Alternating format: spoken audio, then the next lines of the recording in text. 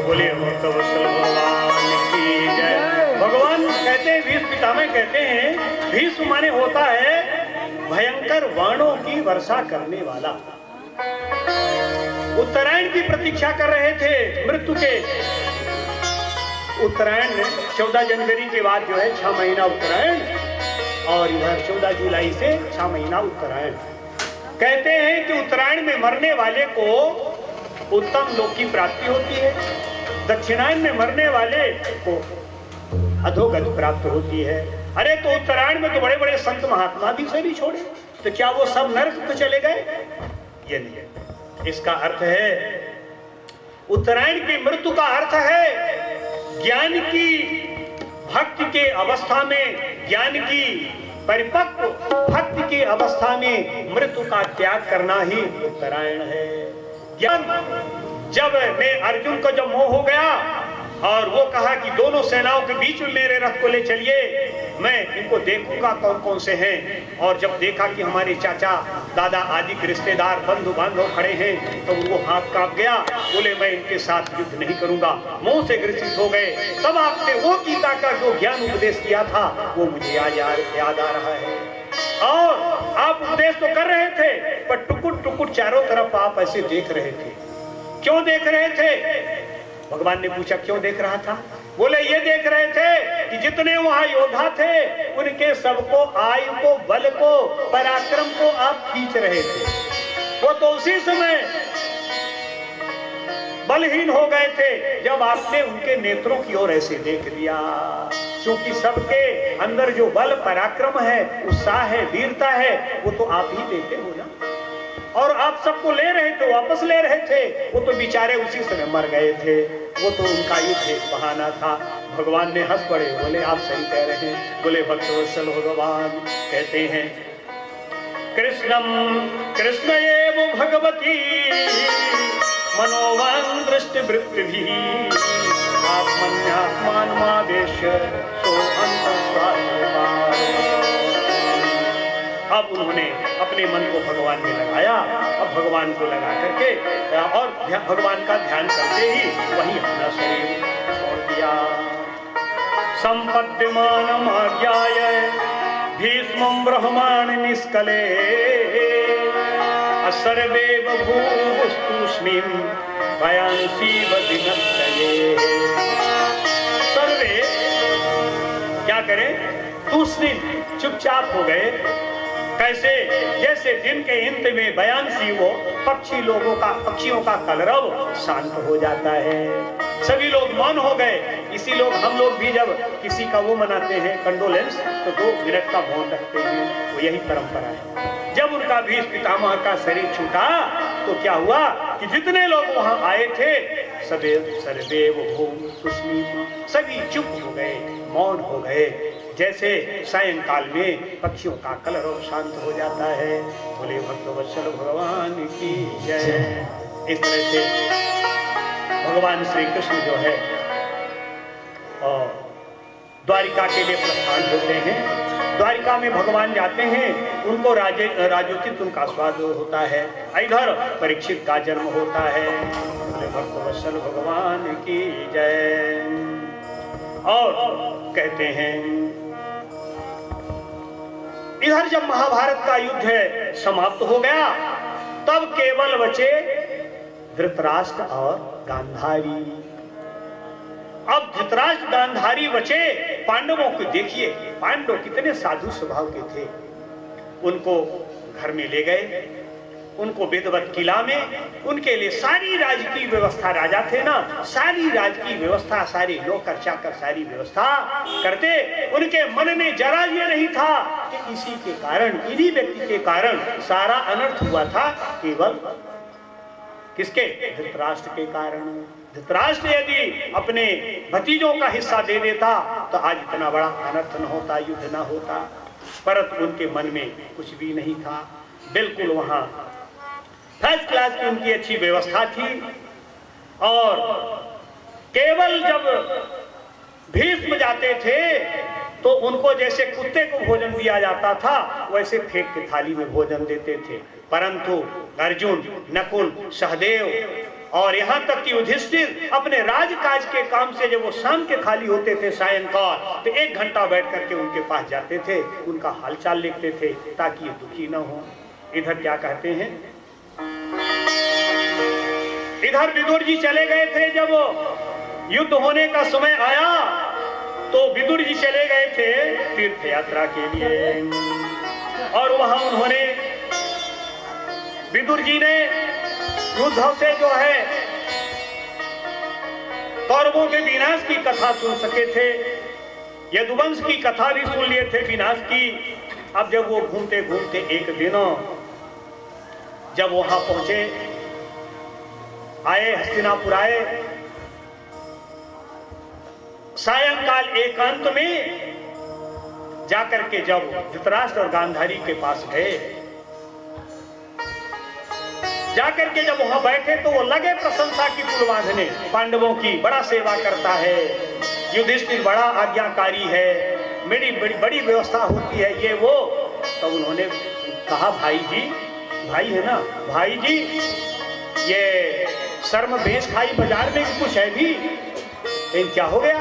अरे जिन बच्चों के साथ, जिन भाइयों के बेटों के साथ आपने क्या क्या नहीं किया, और उन्हीं के टुकड़े खा खा करके आप जी रहे हो।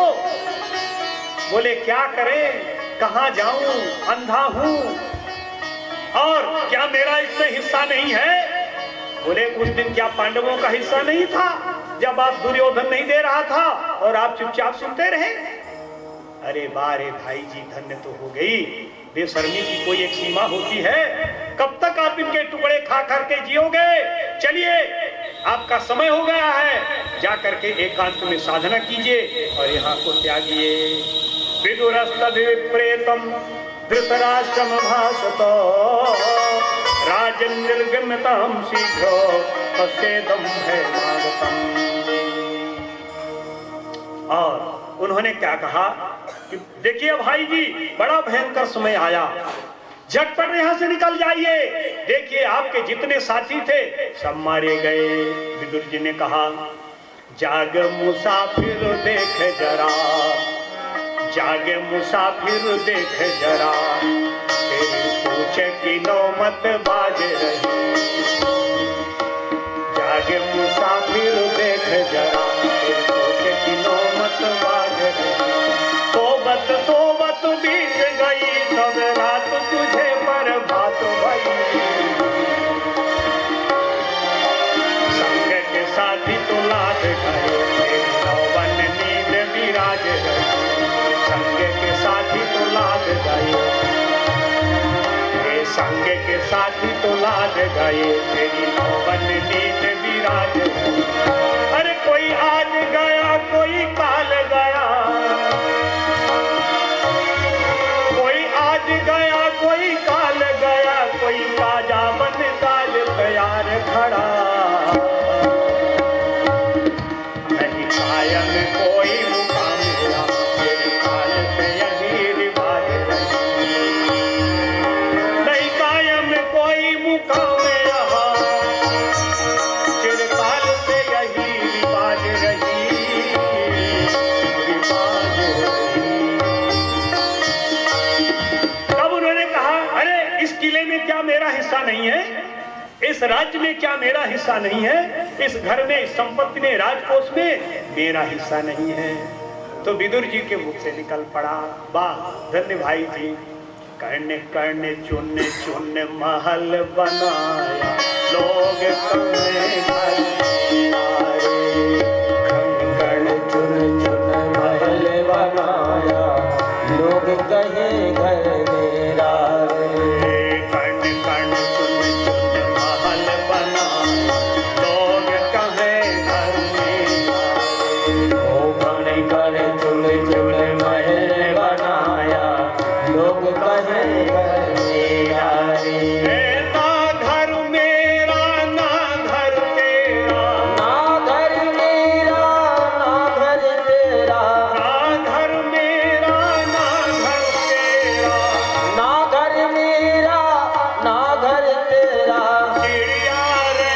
बसेरा रे, चिड़िया रे ओ चिड़िया रे बसेरा रे, चिड़िया रे बसेरा। कण कण चुन चुन महल बना, लोग कहें घर तेरा रे। ओ कंकड़ चुन चुन महल बनाया, लोग कहे घर मेरा रे। ना घर मेरा ना घर तेरा, चिड़िया रे बसेरा रे। ओ ना घर तेरा ना घर मेरा, चिड़िया रे बसेरा रे।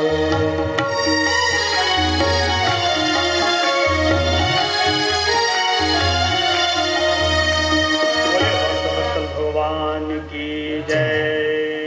इसलिए भाई जी क्या कहते हैं, एवं राजा विदुरेणानुजेन प्रज्ञा चक्षुर्बोधित आजमीढ़ छित्त्वा से सुस्नेह पाषाण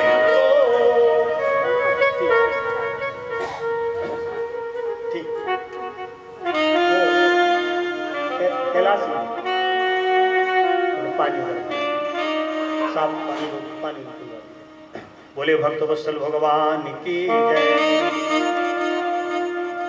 बोले भक्तवत्सल भगवान की जय। एवं राजा विदुरेणानुजेन प्राज्ञा चक्षुर्बोधित आजमीढ़ छित्त्वा स्वे स्नेह पाशाम्बिन्धो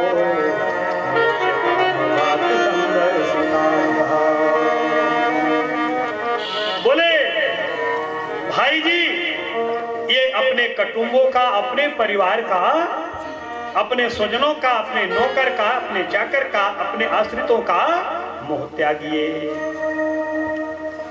एक न एक दिन ये आपको छोड़ ही देंगे, इसलिए समय रहते आप इनको छोड़िए, जागिए, चलिए मेरे साथ, मैं आपको ले चलता हूँ हरिद्वार। उन्होंने कहा अंतम तो ही तजेगे पावर, तो न तजे अब ही नहीं तो ही तजेगे पावर,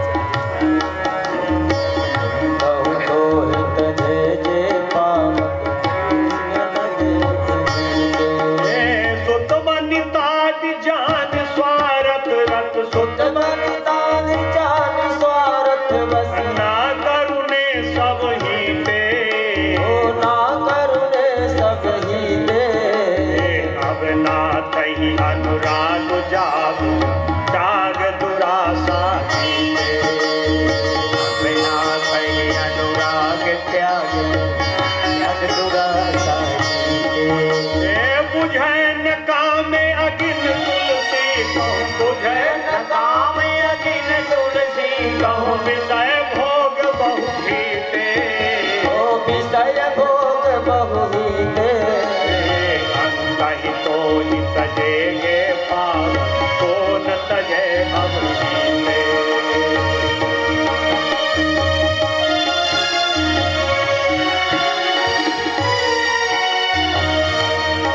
बोलिए भक्तवत्सल भगवान। जब ऐसा विदुर जी ने उनको उपदेश किया तो उनके हृदय की जो गांठ थी खुल गई।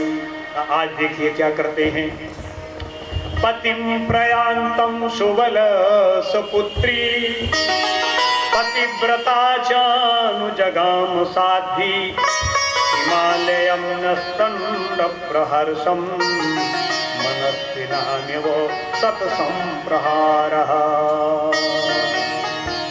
आज क्या करते हैं देखिए, ध्यान से सुनिए। अभी तक जो है, जो धृतराष्ट्र कहते थे वो होता था, पर आज जो गांधारी कह रही हैं वो हो रहा है। पतिम प्रयांतम सुबलस्य पुत्री, गांधार प्रदेश की राजा सुबल की पुत्री गांधारी। इनके जीवन की सबसे बड़ी यही गलती थी, भूल थी। जब इनका स्वयंवर था तो उस स्वयंवर में हस्तिनापुर नरेश को आमंत्रित नहीं किया गया था। भीष्म पितामह हमारे क्रोध के मारे पहुंचे और स्वयंवर में सारे राजाओं को परास्त करके बोले कि ये हमारी वधू है, और उसको रथ पे ले आए राज सम्मान पूर्वक। और जब यहाँ गांधारी आई और उन्होंने देखी कि मेरा पति तो अंधा है, तो उन्होंने अपने नेत्रों में पट्टी बांध ली, वो अंधी नहीं। यही उनकी सबसे बड़ी भूल थी। आज जो है कहते हैं राजा सुबल की पुत्री पतिप्रयांतम सुबलस्य पुत्री, आज राजा सुबल की जो पुत्री गांधारी थी, उन्होंने अपने नेत्रों से पट्टियां खोल दी हैं। ये पट्टी क्या है? अज्ञान की पट्टी। धृतराष्ट्र माने क्या है? धृतराष्ट्र कौन है? धृतराष्ट्र का अर्थ होता है जो औरों के धन का हरण करता है, दूसरे के हिस्से को हरण करता है, वही धृतराष्ट्र है। जिसकी आंखें अधर्म को, अन्याय को देखती रहे, जिसके संरक्षण में अधर्म फले, अधर्म हो, वही धृतराष्ट्र है। समर्थ होते हुए भी जो अधर्म का विरोध न करे, वही धृतराष्ट्र है। वही आंखें होती हुई भी हुई आंखें अंधी है। अपने पापी पुत्र का प्रेम करने वाला, अपने पापी पुत्र के कार्यों का समर्थन करने वाला व्यक्ति ही धृतराष्ट्र है। पाप का पिता है लोभ और माता है ममता। लोभ और ममता ही व्यक्ति को पाप की प्रेरणा देते हैं। शक्ति का दुरुपयोग करने वाला ही दैत्य है। शक्ति, संपत्ति और समय का विवेक पूर्वक सदुपयोग करने वाला ही देवता है। धृतराष्ट्र माने होता है मन, और गांधारी माने होता है बुद्धि। जब आप मन को आगे करके काम करेंगे, बुद्धि पीछे हो जाएगी, तो जीवन में अनर्थ हो जाएगा। आज मन को चल रहे हैं तो बुद्धि आगे है। आज गांधारी आगे हो गई और धृतराष्ट्र का हाथ पकड़ ली। चलिए मैं आगे आगे चलता हूं। और चली और जाकर के सप्त सरोवर पर साथ में विदुर भी गए। हरिद्वार पर जहां गंगा जी 7 भागों में विभक्त होती हैं, सप्त सरोवर में जाकर के कुटिया बना करके वही साधना करने लगे। और 7 दिन में ही, मात्र 7 दिन में ही प्रयांतम सुबलस्य पुत्री पतिव्रता चानुजधाम साक्षी हिमालयम नस्तदंड प्रहर्षम मनस्विनामिमो सतसंप्रभा। मात्र 7 दिन जब आपकी बुद्धि आगे हो जाएगी, मन पीछे हो जाएगा, तो समझिए कि हमारा कल्याण हो गया है। और गांधारी ने आज उनका हाथ पकड़ा, हाथ पकड़ करके उनको ले गई। और 7 दिन में, मात्र 7 दिन के साधना करने से ही धृतराष्ट्र का शरीर छूट गया। एकाएक उनके कुटिया में आग लगी और गांधारी सहित उसी में अपने शरीर को त्याग कर दिया। अब विदुर जी वहां से तीर्थ यात्रा के लिए चल पड़े। बोले भक्त वत्सल भगवान की जय। कहते हैं ये अर्जुन की ये विडंबना थी कि भगवान कृष्ण के बगैर वो एक क्षण भी नहीं रहते थे। भगवान जब द्वारिका चले गए तो उनके पीछे पीछे कुछ दिनों बाद अर्जुन भी चले गए। बहुत समय तक अर्जुन वहां रहे। और जब वहां से लौटे, लौटने के पहले ही क्या कहते हैं, यहाँ हस्तिनापुर में बड़े बड़े अपशगुन दिखाई दे रहे थे महाराज युधिष्ठिर को। ओर्ध्व दीक्षा बहो मह्यम स्फुरम अंगः पुनः पुनः बेपतुश्याप हृदये महाराज राष्ट्र प्रियम। इधर युधिष्ठिर की जो है बाई जंघा फड़क रही थी, बाई नेत्र फड़क रही थी। पुरुषों के बाई अंग फड़कना अशुभ है और दाई अंग फड़कना शुभ है। स्त्रियों के दाई अंग फड़कना शुभ है, बाई अंग फड़कना शुभ है।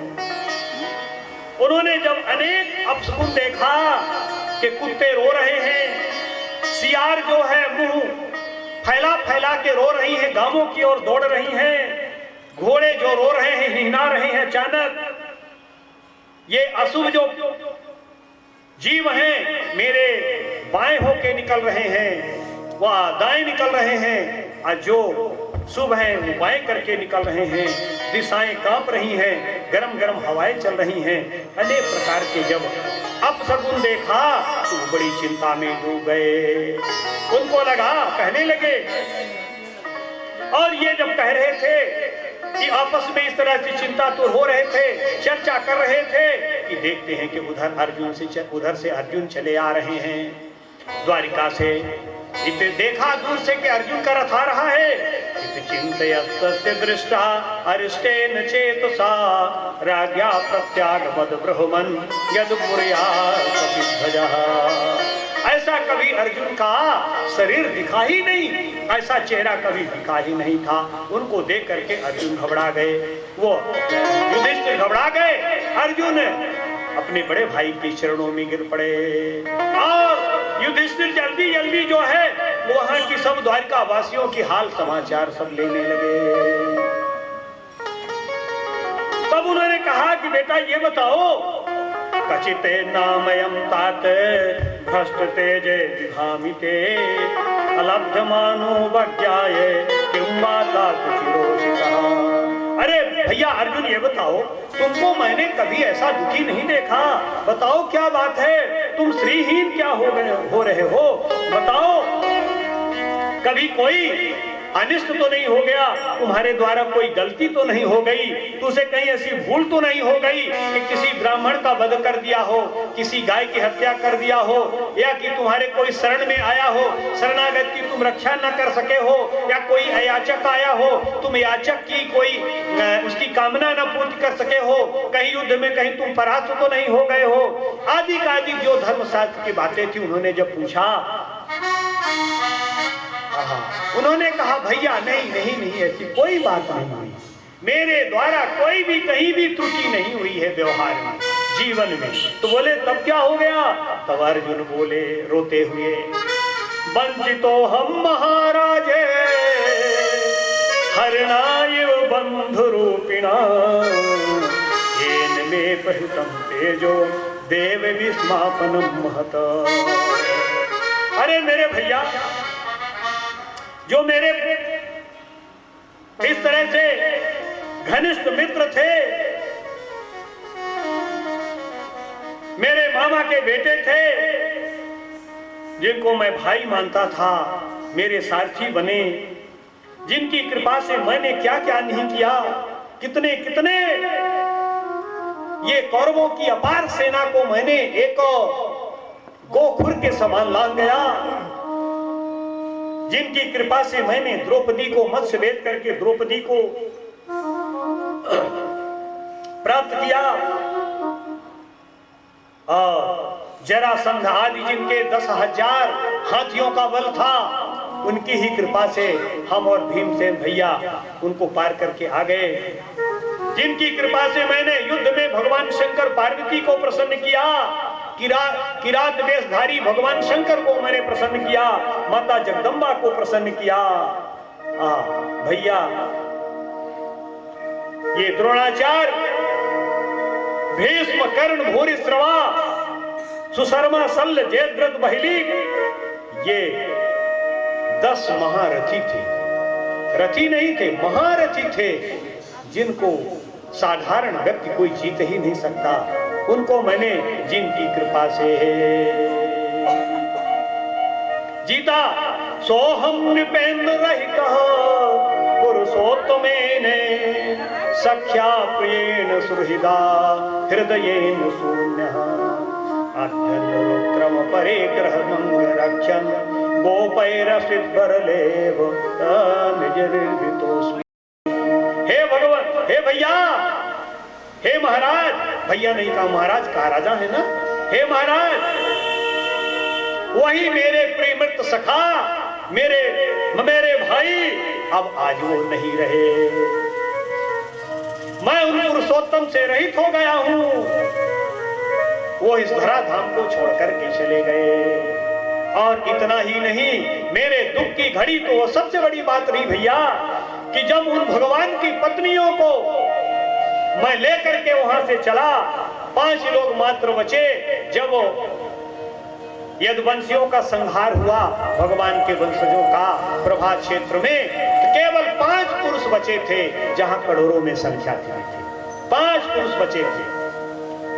तो जो स्त्रियां बची थी, उनको जब मैं लेकर के आ रहा था, तो रास्तों ने भी पुरुष नहीं बलवान है, समय होत बलवान, भिल्लन लूटी गोपियां, कोई अर्जुन कोई बाण। अरे भैया, वही धनुष बाण, वही बाण, वही कवच, तरकस, पर रास्ते में भिल्लों ने उन स्त्रियों को लूट लिया, मैं कुछ कर नहीं सका। आप द्वारिका वासियों की जिनके बारे में पूछ रहे हैं, वो अब कोई के कोई नहीं बचे। सभी मोहग्रस्त होकर के मदिरा पिए, शराब पी करके आपस में लड़ने लगे, एक दूसरे को मारपीट करने लगे। यहाँ तक कि भगवान ने उनको जब बचाने का प्रयास किया, बीच में झगड़ा शांत करने का प्रयास किया, तो भगवान के ऊपर भी आक्रमण कर दिए। तब भगवान समझ गए कि अब इनके विनाश का समय आ गया है। भगवान वहां से दूर हो गए। जब इस तरह से अर्जुन के मुख से कुंती आदियों ने सुना भगवान के सुधाम गमन की बात, कुंती धड़ाम से गिरी और उनका शरीर छूट गया। इस तरह से जिन जिन लोगों ने सुना, तुरंत अपना शरीर छोड़ते गए। और उसी समय सुराट पौत्रम विनयाम आत्मनो सुसुमं गुणै तोयनीभ्याम पतिम भूमिम रव्य सिंचा जगावहे। तुरंत युधिष्ठिर ने ये अब अनुमान लगाया, ये निश्चय किया कि अब जो है मेरा यहाँ रहने का अब समय नहीं रहा। अब ये है माने भगवान संकेत दे रहे हैं कि अब मैं चला गया तो अब तुम लोगों को भी नहीं रहना चाहिए। तुरंत उन्होंने मंत्री परिषद की सभा बुलाई और बुला करके उन्होंने सबके बीच में कहा कि हम अपने पौत्र महाराज परीक्षित को यहाँ का राजा घोषित करते हैं, युवराज परीक्षित को राजा घोषित करते हैं, और मंत्रियों को बुला करके, अपने पुरोहित को बुला करके, और कृपाचार्य वहाँ के पुरोहित थे, उनको बुला करके वहाँ उनका राज्याभिषेक कर दिया। और राज्याभिषेक करके तुरंत वहाँ से चल पड़े। जब राज्याभिषेक करके चले तो महाराज परीक्षित रोने लगे। अभी उम्र में बहुत छोटे थे। उन्होंने रोने लगे कि दादाजी, पिताजी तो पहले चले गए, उनका मुख मैंने नहीं देखा, अब आप लोग बचे थे तो आप लोग भी मुझे छोड़ के चले जाएंगे इस तरह से। तो युधिष्ठिर महाराज ने उनके सिर पे हाथ फेरा, बोले बेटा प्रभु, जो प्रभु तेरी गर्भ में रक्षा किए थे वही तेरी रक्षा यहाँ भी करेंगे। कृपाचार्य गुरु हैं, उनके मार्गदर्शन में तुम राज्य शासन चलाना। ये मंत्र परिषद है, इसके माध्यम से तू अपना, जो तुम्हें कोई संकट आए, विपरीत परिस्थिति आए, तो कृपाचार्य जी महाराज से तू उसका समाधान करते रहना, उनके सानिध्य में रहना, उनकी आज्ञा, उनकी अनुमति लेते रहना। इस तरह कह के जैसे ही महाराज युधिष्ठिर चले हिमालय की ओर अपना शरीर त्यागने के लिए, कि उनके पीछे पीछे भीम भी चल पड़े। उनके पीछे पीछे अर्जुन भी चल पड़े, उनके पीछे द्रौपदी भी चल पड़ी, नकुल और सहदेव भी चल पड़े। सारा राज की वेशभूषा को त्याग करके सन्यासी का वेश, साधु के वेश में, और हिमालय की ओर अपना शरीर त्यागने के लिए चले। बोले भक्तवत्सल भगवान की जय। सबसे पहले सहदेव जी का शरीर छूटा तो भीम ने पूछा, भैया सहदेव तो मर गए, गिर गए, उनका शरीर छूट गया, ऐसा क्यों हुआ? हम लोग तो सशरीर स्वर्ग जाने के लिए यात्रा कर रहे थे। तो उसी समय आकाशवाणी हुई कि सहदेव को अपने गणित विद्या का बड़ा अभिमान था। अपने ये बहुत बड़े ज्योतिषी थे, बड़े गणितज्ञ थे, इनको गणित विद्या का बहुत बड़ा अभिमान था। इसलिए जिसके जीवन में किसी प्रकार का कोई अभिमान होगा, मानापमानोस्तुल्यो तुल्यो मित्रार्य पक्षः, सर्वारंभ परित्यागी गुणातीतः स उच्यते। जो गुणातीत होगा वही जा सकता है भगवान के धाम को। इसलिए उनका शरीर छूट गया। फिर नकुल का शरीर छूटा, नकुल धड़ाम से गिरे उनका। तो उन्होंने पूछा, भैया नकुल भी चले गए, ये क्यों चले गए? बोले इनको अपनी सुंदरता का बड़ा अभिमान था, बड़े सुंदर थे नकुल जी जो है। एक बार जो कोई देख ले तो बार बार उनकी ओर देखने लगता था, ऐसा उनका रूप था। इसलिए इनके अपने शरीर का भी सुंदरता का अभिमान था। जब आगे बढ़े तो द्रौपदी भी धड़ाम से गिर गई, उनका भी शरीर छूट गया। पूछा, भैया ये क्यों चले गए? बोले इसके पति तो 5 थे, पर इसका आकर्षण, इनका प्रेम ज्यादा अर्जुन के प्रति था। इसलिए अर्जुन के ज्यादा प्रेम होने के कारण इनका भी ये थोड़ी सी इनके मन में भेद था पतियों के प्रति प्रेम में, इसलिए इनका भी शरीर चला गया। फिर आगे चले तो अर्जुन का भी शरीर गिरा, वो भी चले गए। उन्होंने पूछा, भैया ये क्यों चले गए? बोले अर्जुन तो सब ठीक था, परंतु एक बार इन्होंने भगवान के प्रति, इनको अपने धनुर्विद्या का, अपने गांडीव का इन्हें बड़ा अभिमान था। तो एक बार इन्होंने वहां कह दिया था कि ना उन्होंने कह दिया था कि मैं कृष्ण नहीं हूं। एक ब्राह्मण के आगे कथा आएगी कि एक ब्राह्मण का बालक मर गया द्वारिका में, अर्जुन वहीं बैठे थे, तो वो ले करके बालक को लाया और भगवान द्वारिकाधीश के दरबार में रख करके बड़ा बुरा करने लगा, गाली देने लगा। अरे ये धर्मशास्त्र का नियम है, राजा अन्यायी होगा उसके अन्याय से ही प्रजा को दुख होता है। अब प्रजा यदि पापी होगी तो उसका छठांश राजा को भोगना पड़ता है। तो मैंने जीवन में कोई पाप नहीं किया है, तो ये पाप राजा का ही है, पापा राजा के पाप से मेरा बेटा मर गया।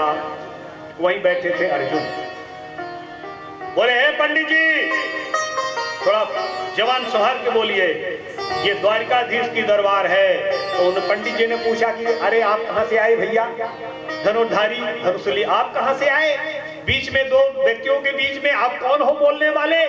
अरे बोले मैं अर्जुन हूँ, आप जानते नहीं हो गांडीवधारी हूँ।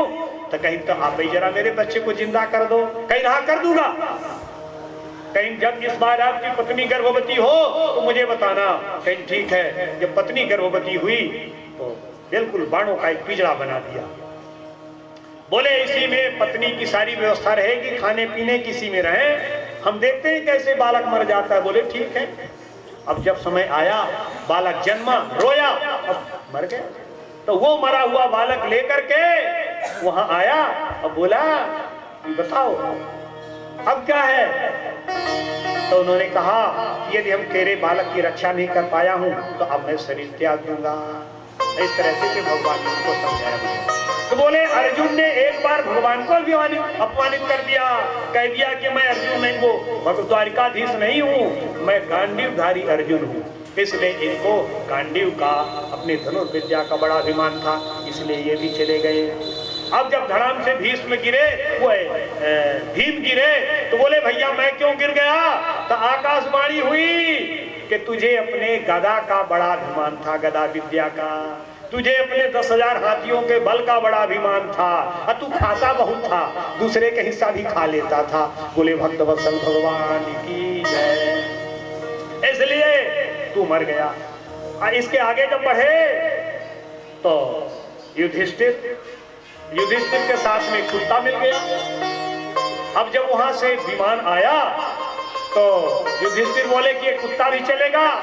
तो वो पार्षदों ने कहा कि कुत्ता बिल्ली के लिए स्वर्ग का विमान नहीं है, ये तो पुण्य आत्माओं के लिए है। बोले यदि ये नहीं जाएगा तो मैं भी नहीं जाऊंगा। नीचे उतर आए तो कुत्ता वहां से गायब। वो तो इंद्र थे, वहां प्रकट हो गए। बोले आपकी धर्म की परीक्षा लेने के लिए कर रहा था। फिर जब आगे बढ़े तो आगे जाते जाते पार्षदों ने कहा कि आपको कुछ क्षण के लिए नरक का दर्शन करना पड़ेगा। बोले क्यों? मैंने जीवन में कोई पाप नहीं किया। तो उसी समय आकाशवाणी हुई कि आपने पाप किया है। बोले क्या पाप किया? कहीं आपने कहा, जब मैंने कहा था, भगवान आकाशवाणी हुई, भगवान ने कहा कि जब मैंने कहा था कि बोलो कि अश्वस्थामा हतः, अश्वत्थामा मारा गया तो आप कांप गए और आप बोल दिए थे कि अश्वत्थामा हतः नरो कुंजरो नरो वा कुंजरो। अश्वत्थामा मारा तो गया है, पर हाथी मरा है कि अश्वत्थामा नाम के व्यक्ति मरा है? भैया अच्छे से परीक्षण कर लेना। और उसी समय जोर जोर के हमने शंख बजाई, भीमसेन ने नगाड़े बजाए, तो द्रोणाचार्य सुन नहीं पाए। द्रोणाचार्य की मृत्यु थी। देखिए कैसे कैसे महात्मा होते हैं हमारे भारत देश में हुए। द्रोणाचार्य एक दिन बैठे थे, तो अब द्रोणाचार्य को कोई परास्त तो कर सकता नहीं था। तो भगवान ने एक दिन अर्जुन से कहा कि द्रोणाचार्य के पास जाओ और उनसे पूछो कि गुरु बाबा आप मरोगे कैसे? तो कहे ये तो अच्छा प्रश्न है। अर्जुन गए, एक दिन वो बैठे थे, माला जप रहे थे, युद्ध का समय चल रहा था, तो शिविर में सब शांत बैठते थे और फिर आपस में बातचीत भी करते थे। ऐसा नहीं था, आजकल का लड़ाई थोड़ी है। तो जब गए, प्रणाम किए, उन्होंने बहुत आशीर्वाद दिया। अर्जुन क्या हालचाल है? बस महाराज सब ठीक है। बोले कैसे आए? बोले महाराज एक बात पूछने आया हूँ, कृपा करके बताइए, खाली हाथ न दीजिएगा। बोले हाँ पूछो। कहीं बताओ महाराज आप मरोगे कैसे? तो कहीं हंसे बड़े जोर से, कहीं मरने की हमारी तरीका पूछने आए हो? हाँ तो सुन लो, जब तक मेरा बेटा नहीं मरेगा, अशुभ समाचार नहीं सुनूंगा उसके मृत्यु का, तब तक मैं नहीं मरूंगा। मेरा ये भगवान का वरदान है। बस तो सुन के चले आए। कैसे कैसे? जब कर्ण का युद्ध चल रहा था, हम लोग महाभारत पढ़ेंगे, तो कर्ण को जब मारना हुआ तो कर्ण, भगवान बोले कर्ण ऐसा नहीं मरेगा, ये परशुराम का दिया है, उसके पास 5 बाण हैं, उन 5 बाणों को लेकर के आओ तभी वो मार सकते हो। तो अब किसी का बाण कैसे कोई ले?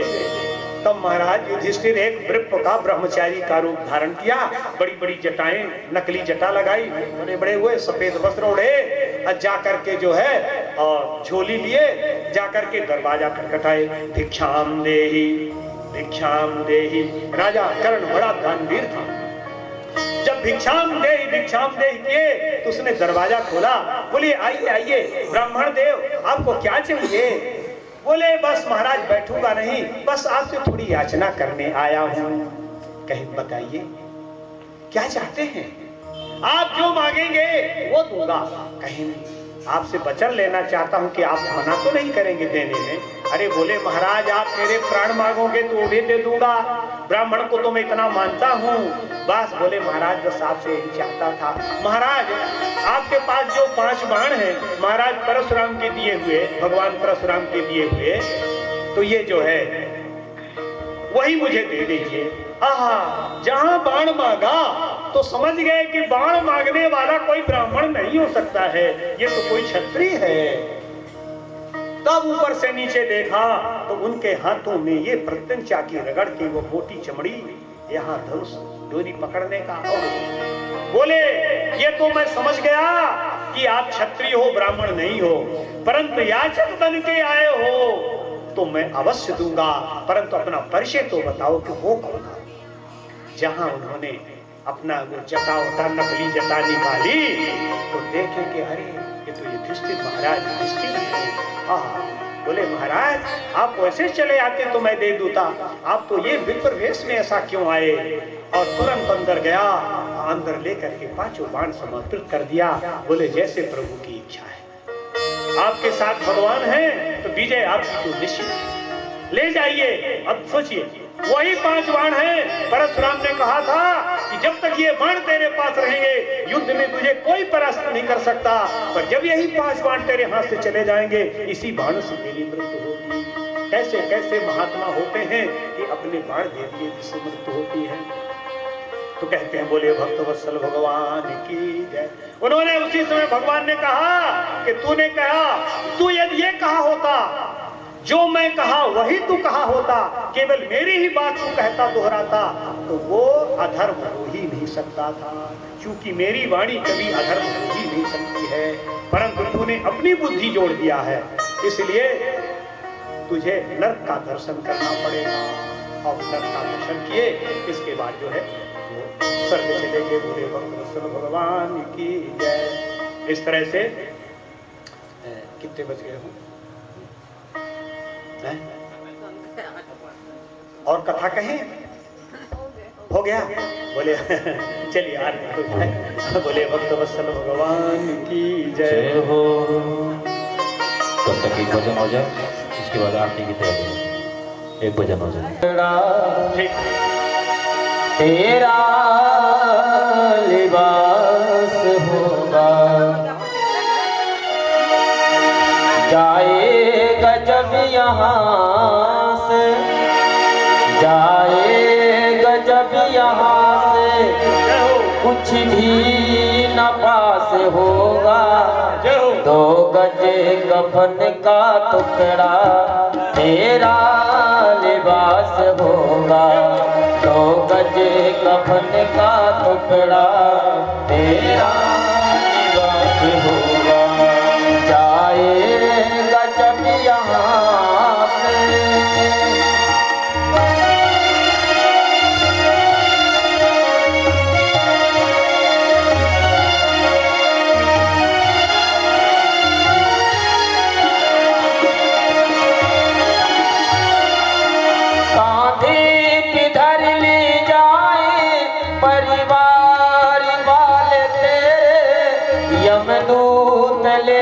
पकड़ कर डाल देंगे तेरे घेरे,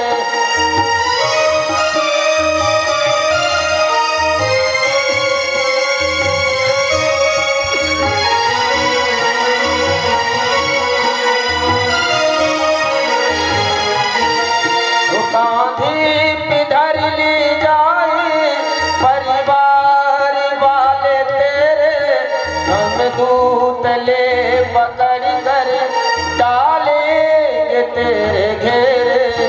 पीटेगा छाती अपनी, पीटेगा छाती अपनी, खुलवा उदास होगा।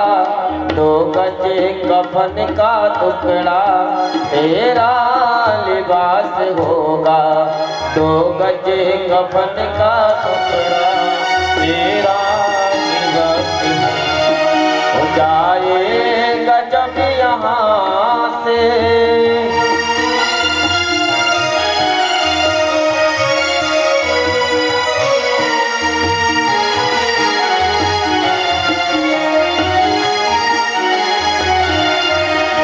चुनी चुनी की लकड़ियों में रख दे तेरे बदन को, आकरी झट उठा ले महतरी तेरे कफन को। चुनी चुनी की लकड़ियों में रख दे तेरे बदन को, आकरी झट उठा ले महतरी तेरे कफन को। दे दे गया कि तुझको बेटा जो खास होगा, 2 गज कफन का टुकड़ा तेरा लिबास होगा, 2 गज कफन का टुकड़ा तेरा लिबास होगा, जाएगा जब यहाँ से।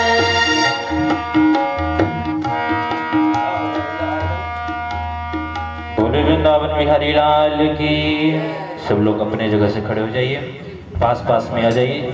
सब लोग बारी बारी से 2-2 बार भगवान की सब लोग आरती करेंगे। जो आरती करते जाएंगे साइड में होते जाएंगे। आइए हम सब लोग मिलकर आरती करेंगे। आचार्य जी 2 आरती होगी, एक को जय जगदीश बाबू भगवान की आरती। ठीक।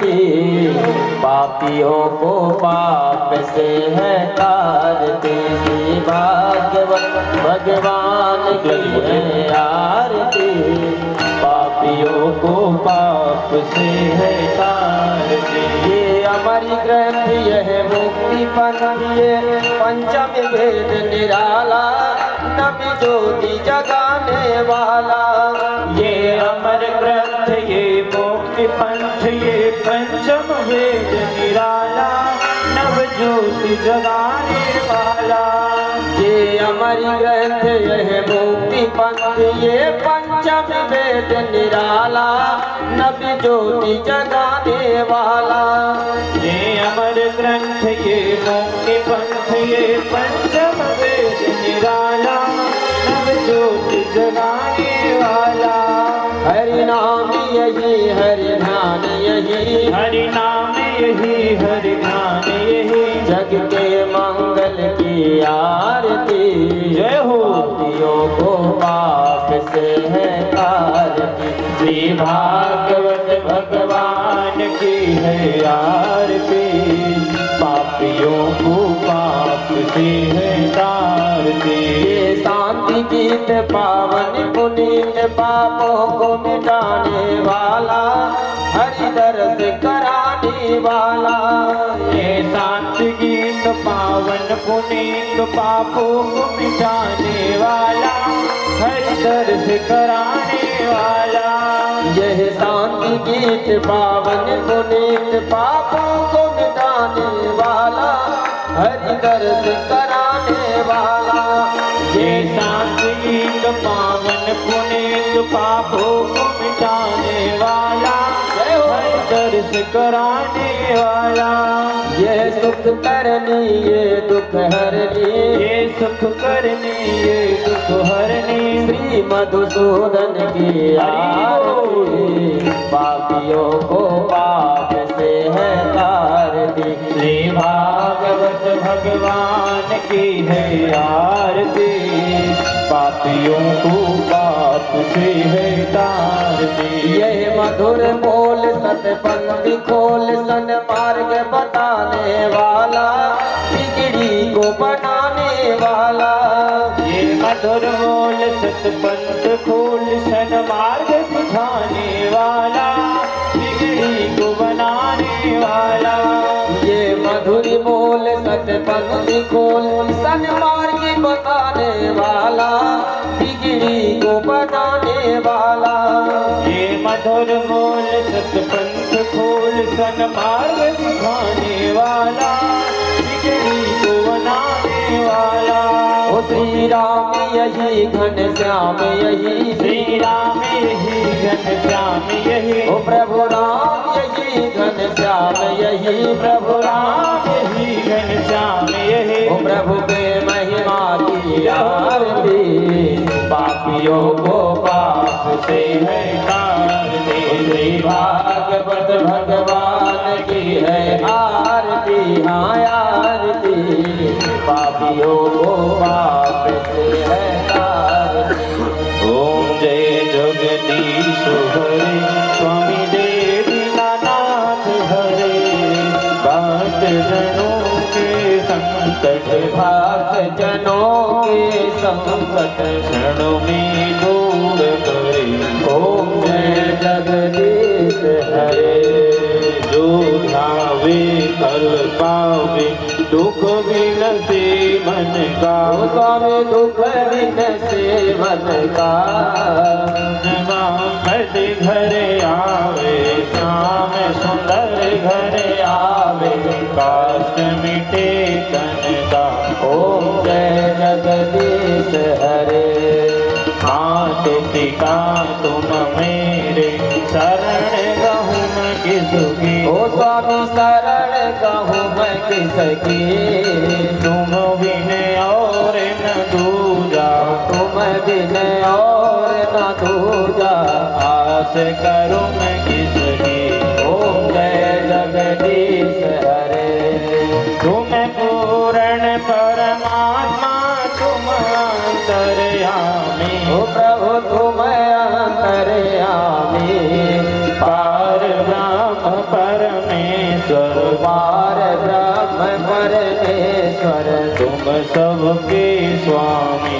ओम जय जगदीश हरे। तुम करुणा के सागर, तुम पालन करता। स्वामी तुम रक्षण करता। मैं मूर्ख खल कामी, मैं सेवक तुम स्वामी। ओ कृपा करो भरता। ओम जय जगदीश हरे। तुम तो एक अगोचर, सबके प्राणपति हो। स्वामी सबके प्राणपति। किस विधि मिलूं गया मैं, किस विधि मिलो कृपा में। हैं तुमको कुमति। ओम जय जगदीश हरे। आदीन बांधो दुख हरता तुम ठाकुर मेरे। स्वामी तुम रक्षक मेरे। अपने हाथ उठाओ अपने शरण लगाओ। द्वार पड़ा तेरे। ओम जय जगदीश हरे। विषय विकारी मिटाओ पाप हरो देवा। स्वामी पास हरो देवा। श्रद्धा भक्ति बढ़ाओ सदा प्रेम बढ़ाओ। संतन की सेवा। ओम जय जगदीश हरे।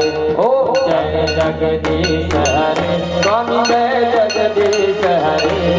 भक्त जनों के संकट भक्त जनों के संकट क्षण में दूर करे। ओम जय जगदीश हरे। नटखट बंसी वाले गोकुल के राजा। मेरी अखियाँ तरस रही अब तो आजा। नटखट बंसी वाले गोकुल के राजा। मेरी अखियाँ तरस रही अब तो आजा। गोविंद बोलो हरि गोपाल बोलो। गोविंद बोलो हरि गोपाल बोलो। गोविंद बोलो हरि गोपाल बोलो। गोविंद बोलो हरि गोपाल बोलो। गोविंद बोलो गोपाल बोलो। गोविंद बोलो गोपाल बोलो। जय राधा रमण हरि गोविंद बोलो। राधा रमण हरि गोविंद बोलो। जय राधा रमण हरि गोविंद बोलो। राधा रमण हरि गोविंद बोलो। कर्पूर गौरम करुणावतारम संसार सारम भुजगेन्द्रहारम सदा वसन्तो हृदयारविन्दे भवं भवानी सहितं नमामि। गुरुर्ब्रह्मा गुरुर्विष्णु गुरुर्देवो महेश्वरा। गुरुः साक्षात् परब्रह्म तस्मै श्री गुरुवे नमः। तस्मै श्री गुरुवे नमः। तस्मै श्री गुरुवे नमः। जलेन शीतले ग्रहणं पुष्पै देवाभिवन्दनम् आरोग्यात्मनारात्रि ग्रहणं मंत्र पुष्पांजलि। हरि ओम यज्ञेन यज्ञमय जंत देवास्थान धर्माण प्रथमान्य शरणाते हनाकं महिमानः। सजंत्र पूर्वे साध्याः सन्ति देवाः। नाना सुगंध पुष्पाणि यथा कालोद्भवानि च। पुष्पांजलिर्मया दत्तो गृहाण परमेश्वरः। चलते चलते एक भजन लास्ट में, तब तक सब लोगों को प्रसाद और आरती दिला दिया जाएगा। चलते चलते एक बढ़िया सा भजन भैया, बढ़िया धूम। कमली वाला मेरा यार है, यार है। मेरे मन का मोहन तू दिलदार है। तू मेरा यार है, मेरा दिलदार है। ओ तू मेरा यार है, मेरा दिलदार है। ओए ओए ओए ओए काली कमली वाला मेरा यार है, यार है। मेरे मन का मोहन तू दिलदार है।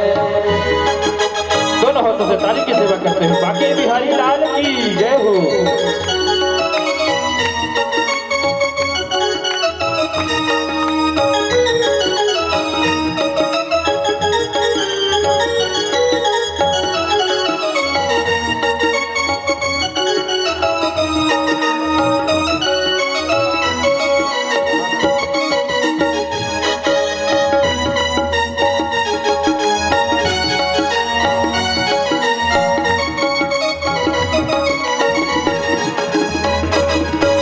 मनमोहन मैं तेरा दीवाना गाओ बस मैं यही तराना। गाँव बस यही तराना। ओ गाओ बस मैं यही तराना। गाओ बस मैं यही तराना। ओ श्याम सलोने तू मेरा इजहार है, जार है। मेरे मन का मोहन तू दिलदार है। काली कमली वाला मेरा यार है, यार है। मेरे मन का मोहन तू दिलदार है। तू मेरा यार है, मेरा दिलदार है।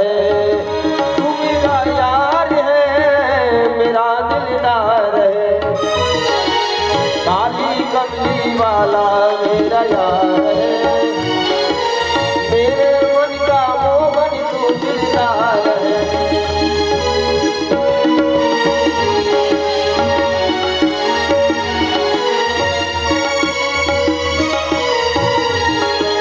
तू मेरा मैं तेरा प्यारे, ये जीवन जब तेरे हवाले, ये जीवन जब तेरे हवाले।